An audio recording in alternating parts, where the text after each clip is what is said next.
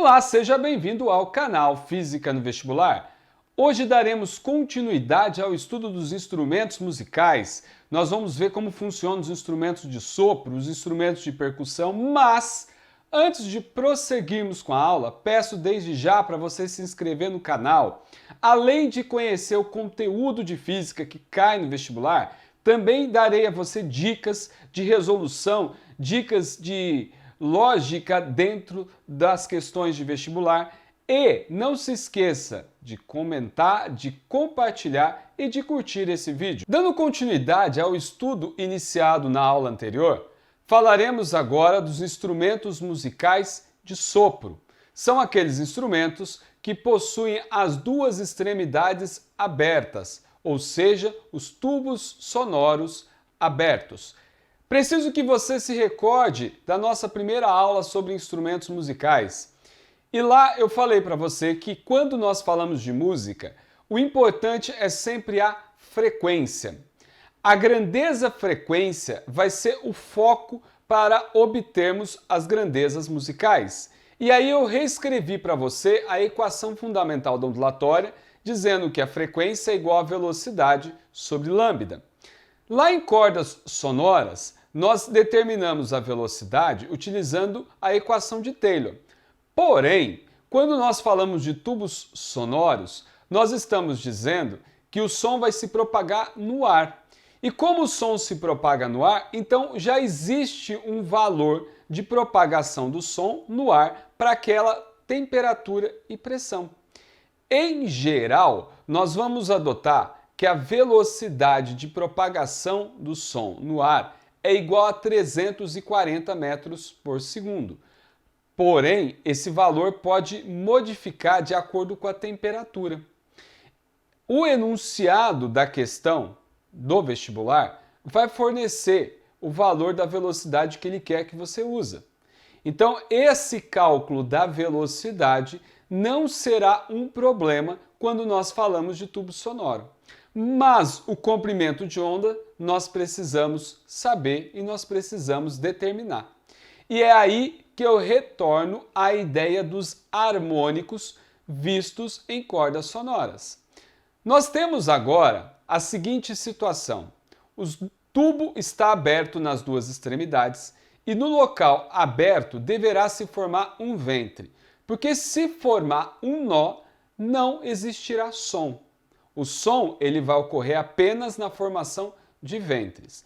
E aí nós podemos desenhar o nosso primeiro harmônico como sendo o tubo um ventre de um lado e o ventre do outro lado. Desse modo, nós podemos dizer que um fuso é igual ao comprimento do tubo. Lembre-se que fuso é lambda sobre 2. Então, nós podemos dizer que 1 lambda sobre 2 é igual a L. Se a gente partir para o segundo fuso, no qual nós teremos duas formações de ventres nas extremidades e uma formação de ventre no meio, nós podemos dizer que vão se formar dois fusos. E 2 fusos será igual a L. Lembre-se que 2 vezes lambda sobre 2 será igual a L. Se a gente alterar a frequência de novo e tivermos a formação de 3 fusos, ou seja, 2 ventres nas extremidades e 2 ventres no meio do tubo, nós teremos então 3 fusos igual a L, sendo 3 vezes lambda sobre 2 igual a L.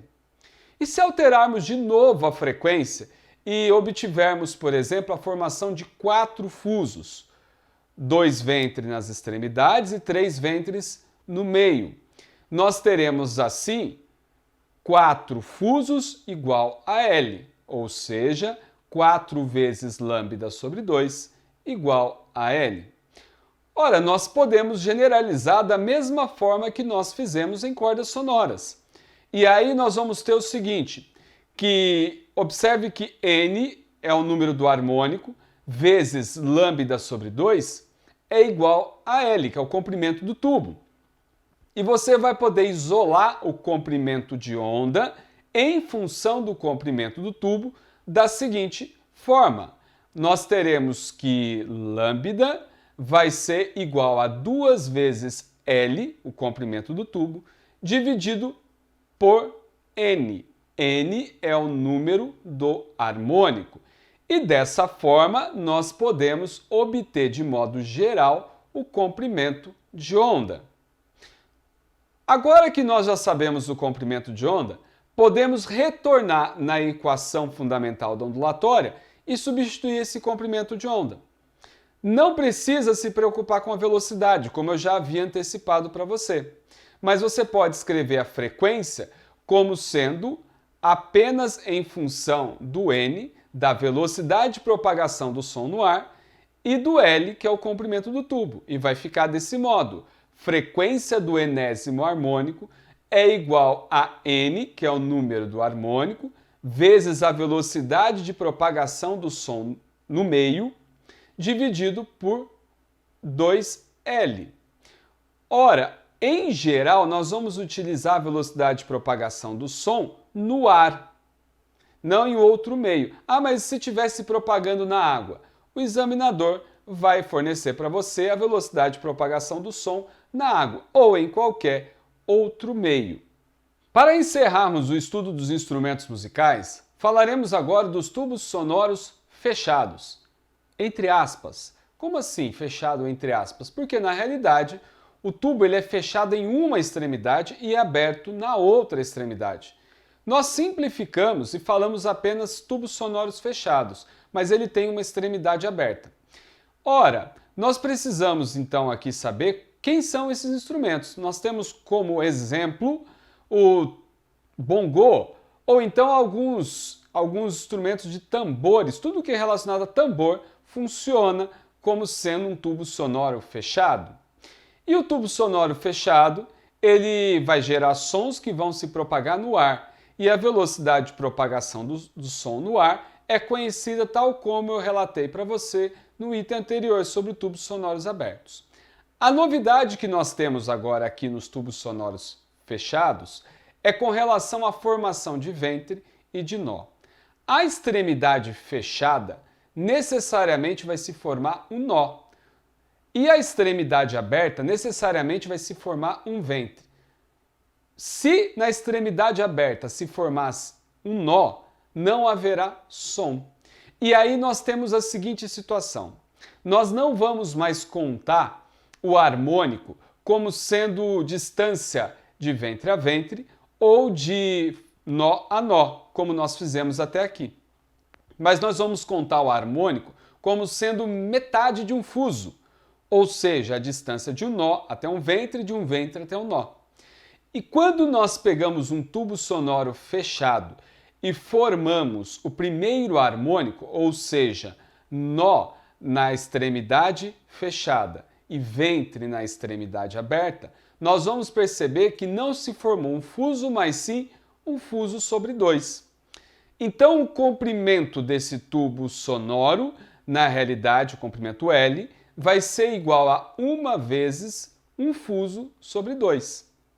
Traduzindo isso em função de lambda, nós podemos dizer que 1 vezes lambda sobre 2, ou seja, 1 vezes lambda sobre 4, é igual a L. E aí nós passamos para o segundo harmônico. No segundo harmônico, nós temos na extremidade fechada um nó, a formação de um ventre e depois um outro nó. E nós vamos perceber o seguinte, na extremidade aberta do tubo tem a formação de um nó, interferência destrutiva, ou seja, ausência de som. Nós podemos então concluir que não faz nenhum sentido a gente analisar o segundo harmônico, porque ele não existe, uma vez que na extremidade que permite a audição, ele simplesmente ocorre uma interferência destrutiva. E isso nós vamos perceber toda vez que tivermos um harmônico par. Conclusão: quando nós falamos de tubos sonoros fechados, nós vamos ter apenas harmônicos ímpares. E aí, quando nós passamos para o terceiro harmônico, nós vamos verificar o seguinte: nós temos 3 fusos sobre 2, igual ao comprimento do tubo. Trocando o fuso por lambda sobre 2, nós vamos ter 3 vezes lambda sobre 4 igual a L. No quinto harmônico, nós vamos observar que 5 vezes o fuso sobre 2 é igual a L, que é o comprimento do tubo. Trocando o fuso por lambda sobre 2, nós vamos obter 5 vezes lambda sobre 4 igual a L. E vamos para o sétimo harmônico. E nós vamos observar que 7 fusos sobre 2 é igual a L. Ou seja, 7 vezes lambda sobre 4 é igual a L. Nós já podemos aqui então chegar numa fórmula geral para o comprimento de onda dos tubos sonoros fechados, que é levemente diferente das cordas sonoras e do tubo sonoro aberto. Nós podemos observar que N vezes lambda sobre 4 é igual a L, e o N só pode ser ímpar. Isolando lambda, nós vamos obter que 4L sobre N vai ser igual ao comprimento de onda. Feito isso, nós podemos retornar a equação da frequência e substituir o lambda por essa equação geral. E aí nós vamos obter a equação da frequência do enésimo harmônico para tubos sonoros fechados, que será N vezes V dividido por 4L. Cuidado! No caso dos tubos sonoros fechados, nós não temos a divisão por 2, mas por 4. E o N não pode ser um número inteiro qualquer, mas tem que ser um número inteiro ímpar.